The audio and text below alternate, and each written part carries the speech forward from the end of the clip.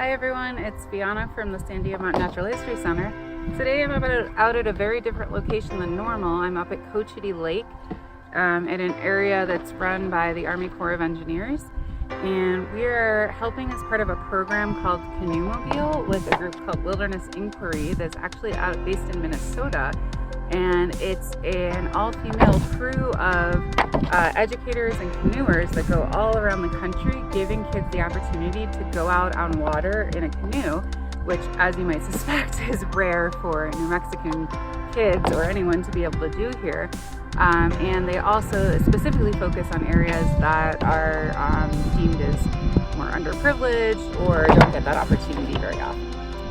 2 days ago, we were here working with Cochiti Elementary and Middle School, and also a group from Cositas Elementary. And today we have a group from a Santa Fe homeschooling nature group that's out here with all different age kids. And yesterday they were also out here.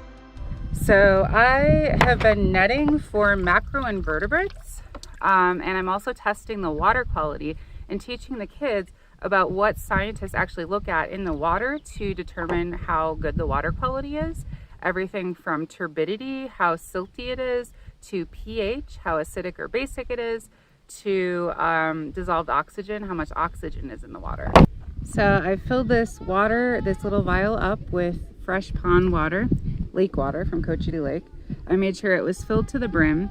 I've put in 2 dissolved oxygen tablets, and then I'm agitating it for about 4 minutes until the tablets fully dissolve. And then after the 4 minutes, I'll wait another 5 minutes for the color to fully develop so that we can know how much oxygen is in this tube.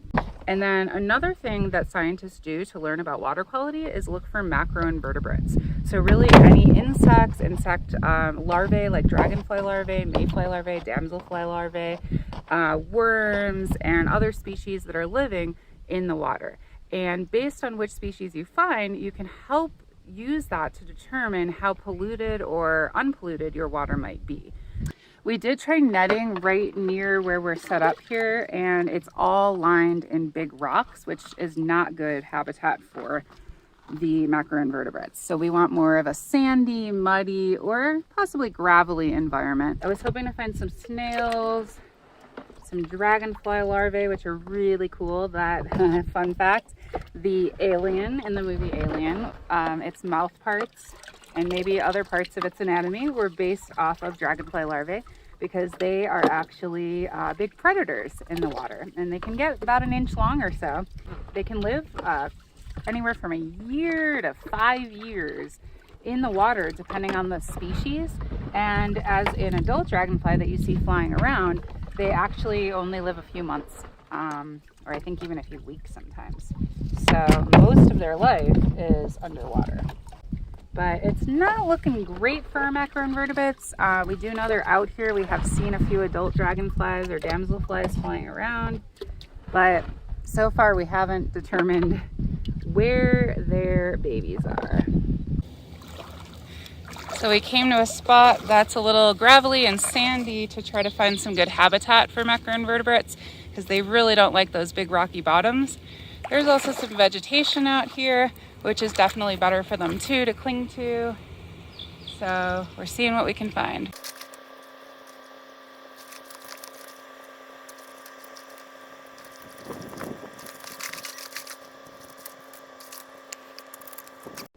Here's a microscope station set up. These are really simple microscopes that are great for educational use. They're called rock microscopes. They're super durable. They can handle getting water on them. And you can just literally lift this piece up or down to get better focus on what you're looking at. And then with these, I have some field guides. So the field guides are showing obviously what larvae and species that the kids might come across. Stoneflies, caddisflies, which are really cool because they actually build these structures around their body to live inside of. So it's made out of tiny little rocks and debris from the water. So I wish we could find one of those. We've got water pennies, which are these little flat things, beetles of different types, mayflies and mayfly larvae, snails. and all kinds of things. So these are group 1 taxa that are sensitive to pollution and are only really found in good quality water, and we have not found most of these yet. And I was having trouble getting a view through the microscope, but there's a scud, little shrimp-like thing in the middle of this water here. Scuds are in group 2 of our macroinvertebrates, which means they can handle moderately polluted water that's good to fair. So they can still survive that, but they would not be able to survive in really polluted water. We did find some crayfish on the first day. Earl is actually putting out these foam large raft-like mats in the water, and they were originally put, I believe he said, to help the water quality, and then he realized that they were actually really good shelter for the fish that live in the lake. And then he also realized that they were good shelter for and good habitat for these macroinvertebrates too. So the crayfish were probably coming along to that raft to feed on a lot of these other larvae that can be found there. So that was group 2, which are ones that can survive in moderately polluted water. And then we have our pollution tolerant organisms that can really be in water of any quality. So finding them doesn't tell you that it's good water quality. If there's a lot of them, it might mean it's not great water quality if that's all you're finding. So aquatic worms, midge fly larvae, black fly, leeches, and other types of snails. We found a big mayfly larvae. Actually, the kids found it in what we had collected from the lake. So here's an insect we found on the edge, a little green color. So not so much a water insect, or it's not a larva, it's an adult. But that was neat to find right by the water, or in the water when it was captured. And here we have a beetle, also kind of more land-based and an adult, but it was also in the water. This one, it was clinging to some wood. You can see it has a long proboscis for a mouth. And there it goes, escaping. I'm trying to give you the view through the microscope of the gravel and crystal rocks that were on the bottom of the water in the area that had the best habitat for some of these macroinvertebrates.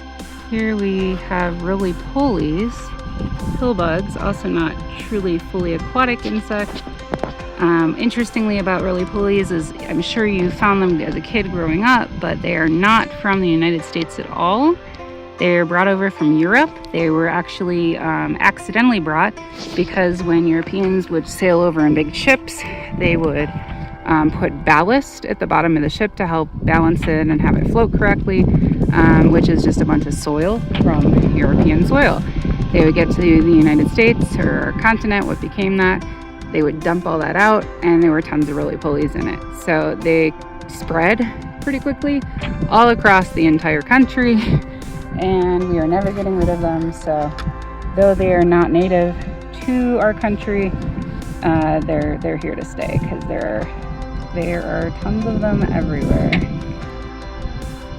And here we have what has been today a very active earthworm that I'm sure wants to get back to a better environment for it. We have our snail, which looks pretty cool through the Brock microscope. Very tiny little snail. It was hard to find.